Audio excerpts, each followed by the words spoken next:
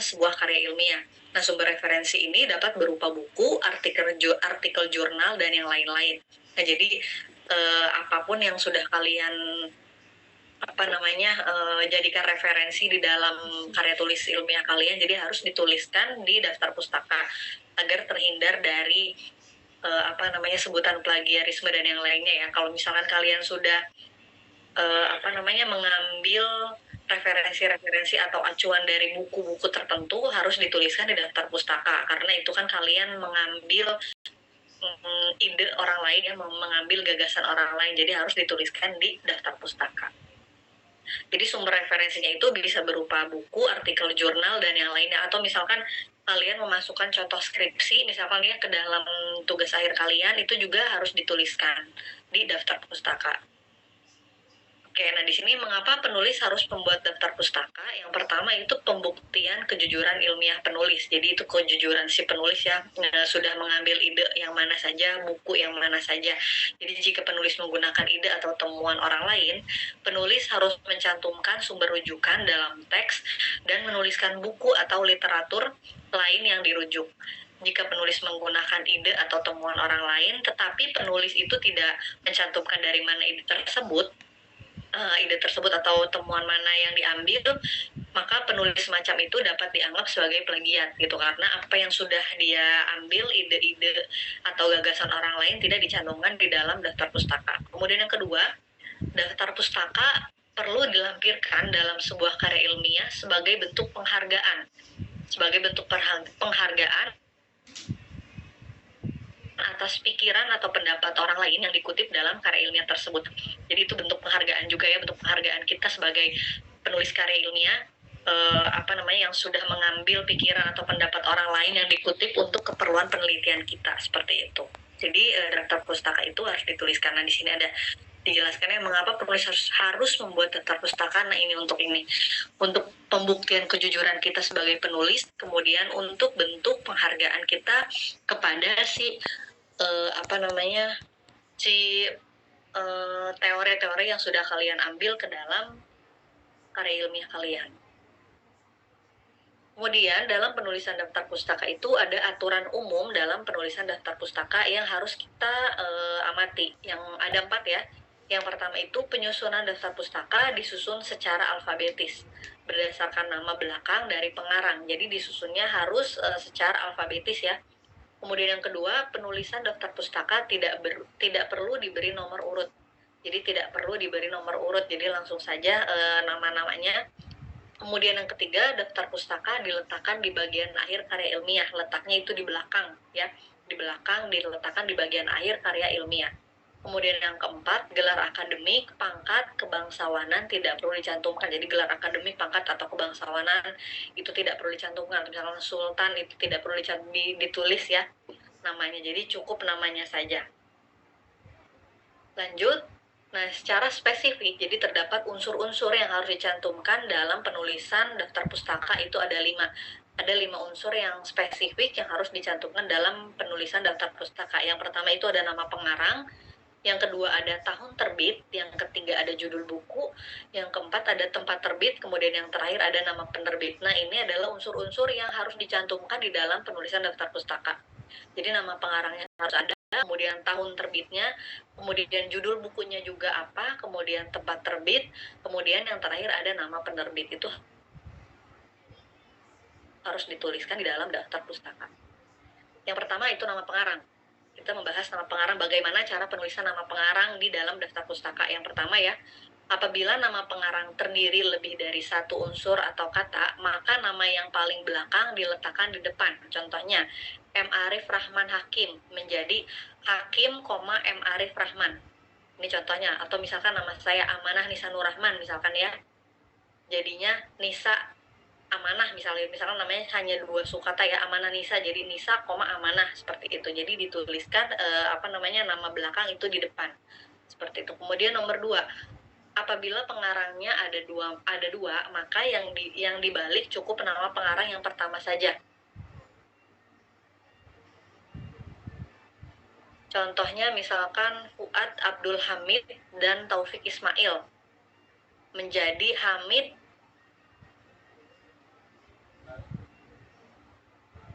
Fuad Abdul Hamid dan Taufik Ismail menjadi Hamid, Fuad Abdul dan Taufik Ismail. Jadi yang dibalik itu cukup nama pengarang pertamanya saja.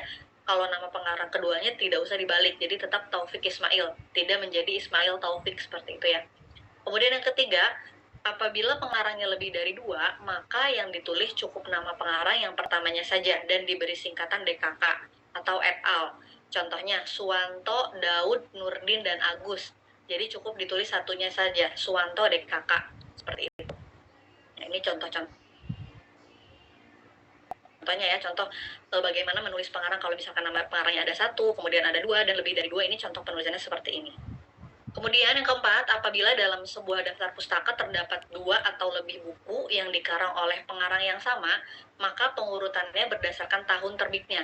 Dan nama pengarang cukup ditulis sekali dan selanjutnya digantikan dengan garis. Jadi kalau misalkan ada 2 buku yang kalian ambil tetapi pengarangnya sama, kalian tuliskan di daftar pustaka itu yang tahunnya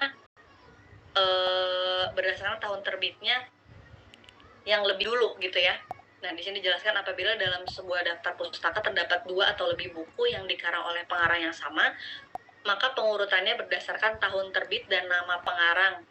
Cukup ditulis sekali dan dilanjutkan dan selanjutnya digantikan dengan garis. Jadi nanti di buku keduanya itu ditulis dengan garis saja, tidak usah ditulis nama pengarangnya lagi. Kemudian yang kelima, pemisahan antara nama belakang dan nama depan menggunakan tanda koma. Kemudian yang keenam, setelah unsur nama pengarang diakhiri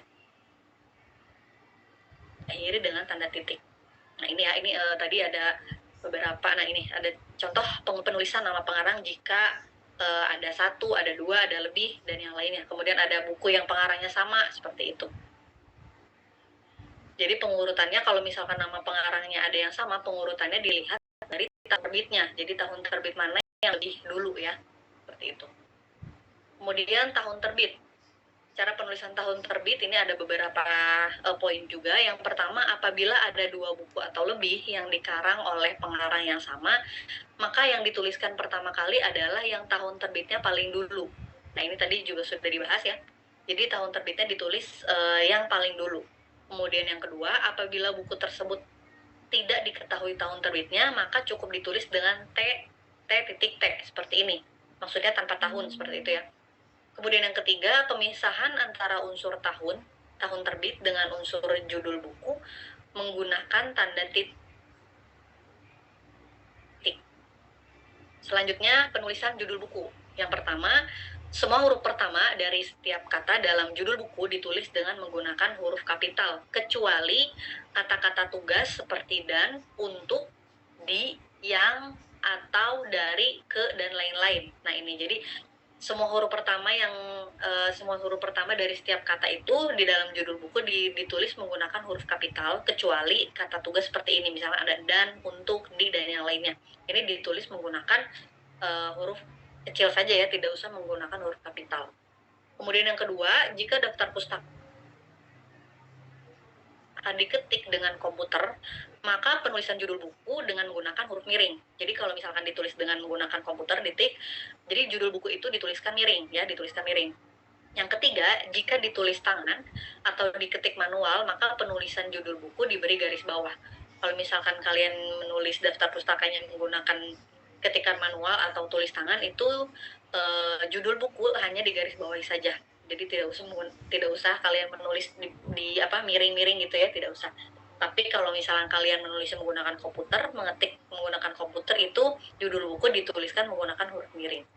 Kemudian yang keempat, pemisahan antara unsur judul buku dengan unsur tempat terbit menggunakan tanda titik. Nah ini. Kemudian yang selanjutnya, tempat atau kota terbit. Yang pertama, tempat terbit cukup dengan menyebutkan kota di mana penerbit buku itu berlokasi. Yang kedua, pemisahan antara unsur tempat terbit dengan nama penerbit menggunakan tanda titik 2. Ya, jadi pemisahan antara tempat terbit dengan nama penerbit itu menggunakan titik 2 pemisahannya. Oke, lanjut ke nama penerbit. Yang pertama, pada bagian ini kita cukup menuliskan nama perusahaan atau lembaga yang menerbitkan buku tersebut. Ya, jadi cukup menuliskan perusahaan atau lembaganya saja. Kemudian yang kedua, setelah unsur nama penerbit diakhiri dengan tanda titik. Seperti itu, diakhiri dengan tanda titik ya, setelah unsur nama penerbit itu diakhiri dengan tanda titik. Nah ini contohnya, contoh data buku dan penulisan daftar pustakanya. Data bukunya, judul bukunya bahasa, konteks, dan teks. Aspek-aspek bahasa dalam pandangan semantik. Pengarangnya MAK Haliday dan Ruqayyah Hasan. Tempat terbitnya Yogyakarta, tahun terbitnya 1992, nama penerbit Gajah Mada University Press. Kemudian ini cara penulisan di daftar pustakanya. Nah, seperti ini ya. Jadi dibalik. Tadi kan sudah dijelaskan ya, namanya dibalik. Nama belakang dulu baru nama depan. Kemudian kalau nama penulis keduanya itu ditulis tidak usah dibalik. Cara penulisannya Ruqayyah Hasan tetap seperti ini urutannya. Kemudian tahun terbit, kemudian judul buku. Nah, judul buku ini ditulis miring ya, karena judul buku jadi harus ditulis miring. Bahasa, konteks, dan teks. Nah, ini kemudian ini tempat terbitnya, kemudian ini penerbitnya. Seperti itu. Ini cara penulisannya. Lanjut, nah ini contoh penulisan daftar pustaka dari beberapa sumber. Nah ini sudah jadi daftar pustaka ya, seperti ini. Misalnya ada beberapa sumber, pasti banyak ya, pasti banyak sumber-sumber yang kalian ambil yang dijadikan referensi untuk tugas akhir kalian. Nah ini contoh penulisannya seperti ini. Jadi ditulis berdasarkan alfabetis, harus berurutan ya. Misalkan ada buku yang pengarangnya dari A dulu, kemudian B, C, D, dan seterusnya. Jadi harus sesuai alfabetis. Dari A dulu, ini dituliskan ya, ini namanya, kemudian tahun, ini judul buku, ditulis miring, kemudian ini peta, kemudian ini penerbitnya.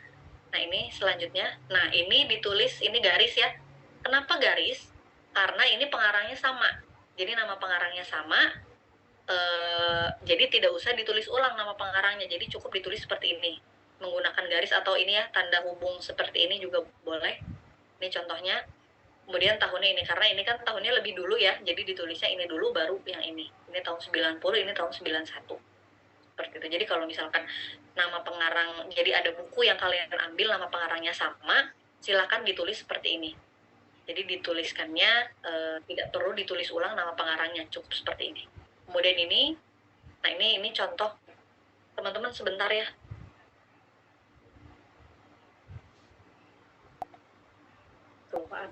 Oke lanjut ya. Ini cara penulisannya seperti ini. Ini yang sudah berbentuk daftar pustaka di karya tulis kalian ya, seperti ini. Jadi harus ditulis berdasarkan alfabetis yang pertama ya. Kemudian kalau misalkan nama pengarangnya ada dua, salah. Misalkan ada buku yang kalian ambil nama pengarangnya sama, ini ditulis seperti ini. Jadi sudah paham ya cara penulisan daftar pustaka dan yang lainnya.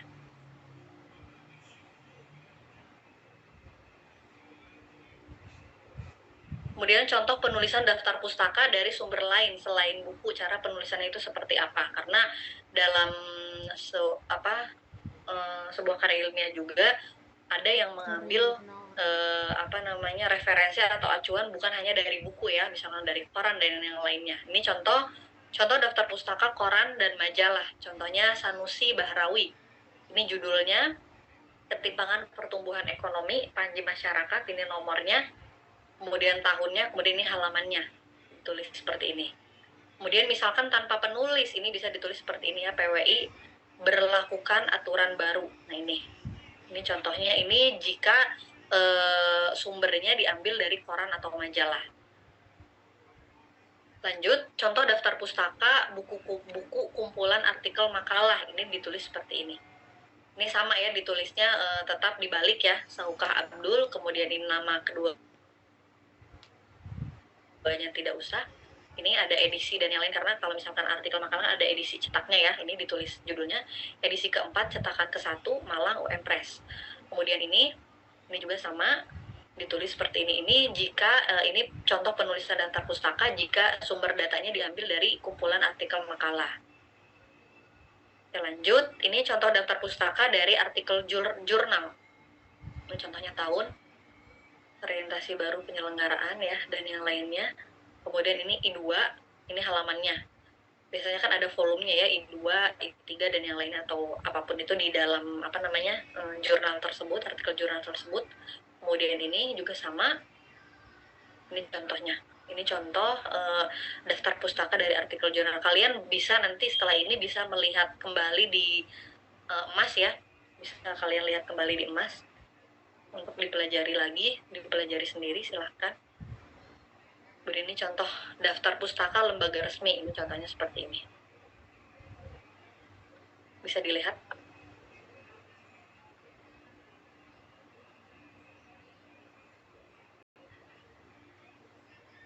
Kemudian selanjutnya ini contoh penulisan daftar pustaka dokumen pemerintahan. Nah ini Republik Indonesia tahun, ini nama ininya ya, dokumennya.